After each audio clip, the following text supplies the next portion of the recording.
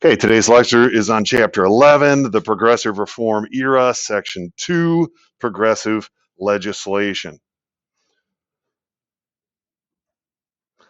The objectives for today: how did progressives wish to expand the role of government?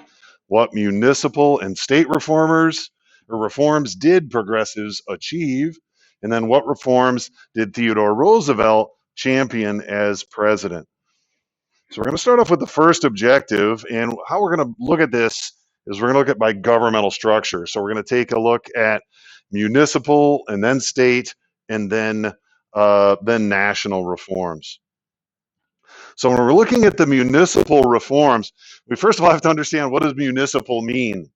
Municipal is just a fancy word for city. Right? So you have a municipal government, and really that's what this is all about. It's just, what are the local city governments doing? Cities, maybe the size of, Grand Rapids, maybe the size of Boston, maybe a smaller town like Wyoming here. One of the first things you're going to look at is civil service reform. And this goes into what we talked about last time with these inspectors, let's say health inspector, fire inspector, building inspector, government jobs, where you used to get the job because your uncle was the mayor. Now you actually have to get the job because you know how to do the job. Progressivism is about finding expertise. We're going to study or have people that have studied the field, know the field, and trust their the fact that they are experts. So we talked about, you might get a retired fireman to go be a fire inspector, right? You might get an engineer to be a building inspector.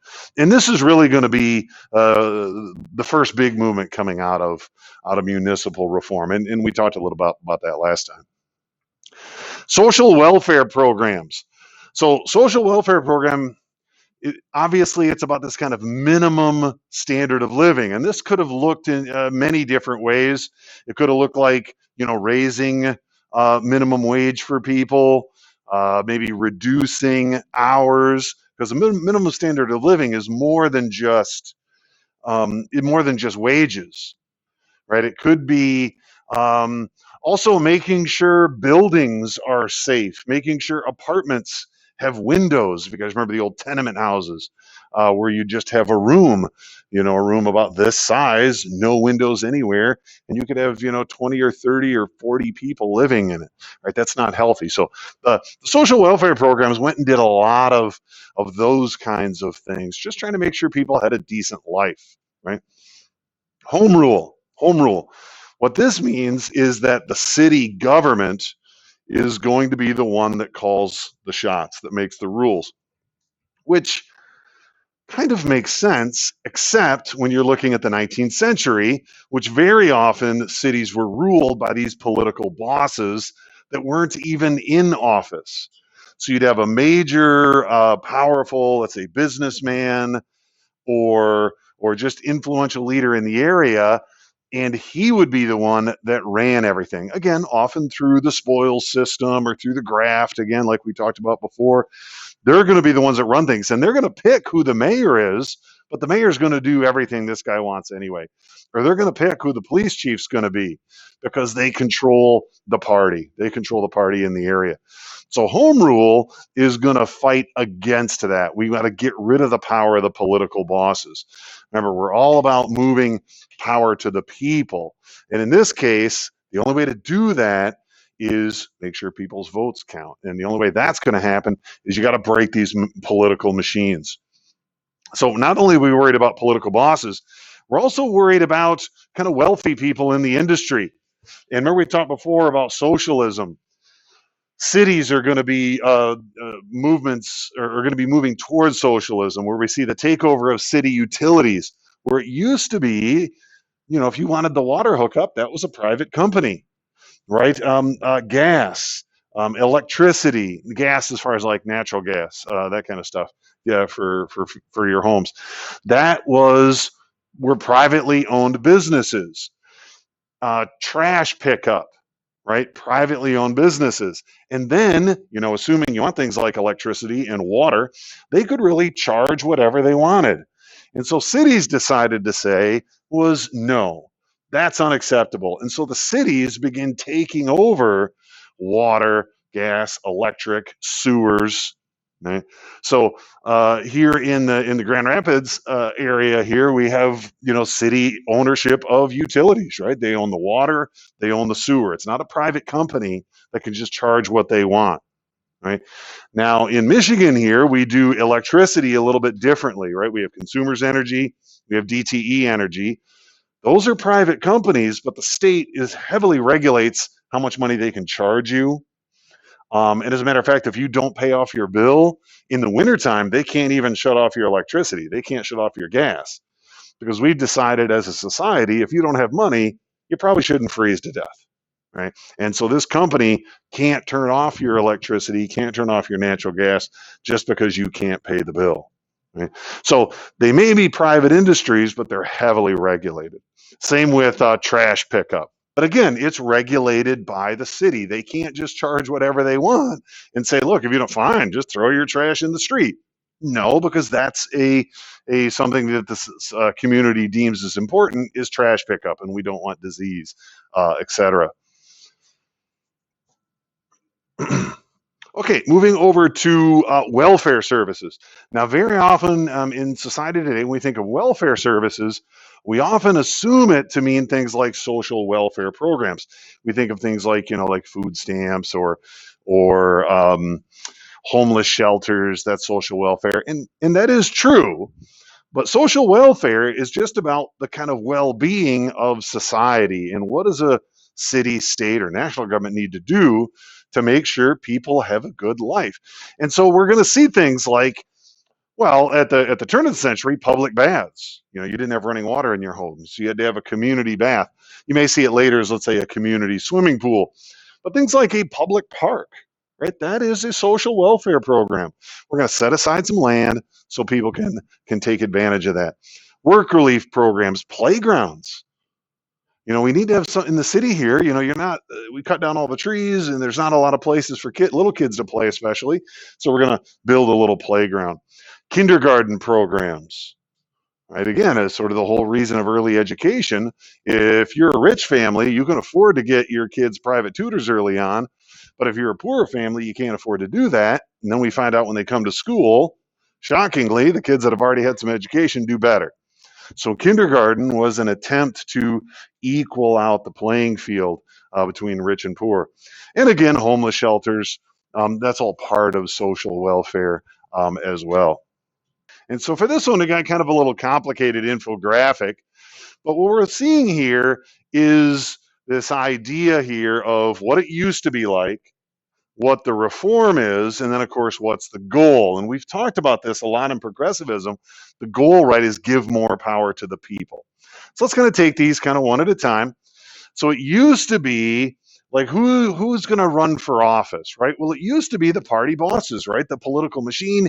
Here's our local businessman, and he's going to decide who's going to be the Democrat that runs for mayor or who's going to be the Republican that runs for mayor. It's up to him, right? He's going to decide, right? Now we're not going to do that anymore. Now we're going to have direct primaries. And in Michigan, we have a primary system. In every state, we have a primary system where the voters now, you guys are going to decide who do you think is going to be the best Democrat to run for mayor? Who do you think is going to be the best Republican to run for mayor? So we're taking power away from those political bosses. U.S. senators, right? We have the House and the Senate. It used to be the state legislature, Lansing. They would decide who the senator was going to be. And very often, if they were from the same party, it was just up to the governor. The governor decided who was going to be the mayor. A lot of times they even chose themselves. It was fantastic. There's another problem, and the rest of these kind of go together, at least these next two, where let's say there's a big issue and the legislature just isn't taking it up. They refuse to deal with it. You know what? We don't need you. We're going to go around you. And so we're going to see something called the initiative and the referendum, where it used to be only members of the legislature can propose new laws. Now you have an initiative. And we as citizens can propose new laws. Now, each state has the different rules. In our state, you have to have a certain percentage of signatures on an initiative. So let's say we want to have an initiative here to say free college. We want to do that in Michigan. We want taxes to pay for free college.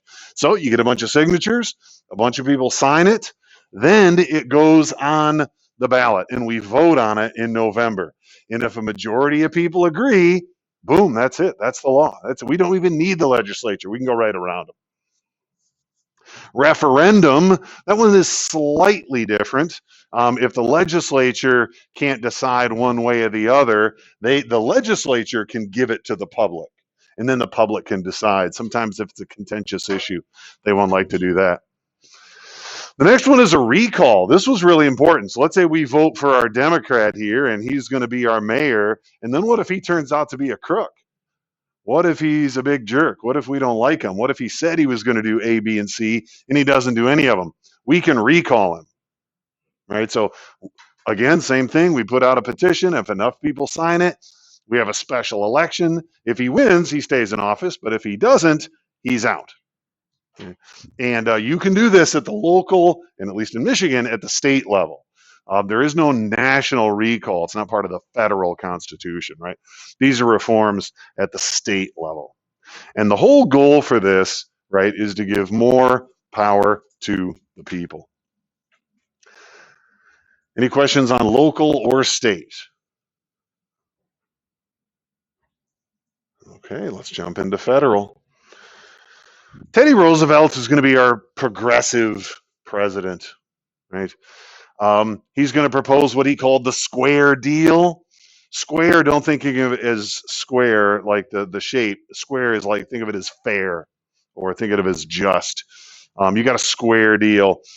And Roosevelt, like I said, is this first progressive president, and he's really going to be looking at the special interests and who has the power and how are they hurting the citizens, right? So, for example, there's a mine workers strike where the bosses don't want to pay the mine workers very much. The mine workers want want more money. They want better working conditions. Same thing we talked about before. But Roosevelt looked at this and said, wait a minute, these are two special interests. This is the wealthy mine owners and it's the labor unions. But who's going to suffer? All of America, because coal was the main way you heated your homes, and winter's coming.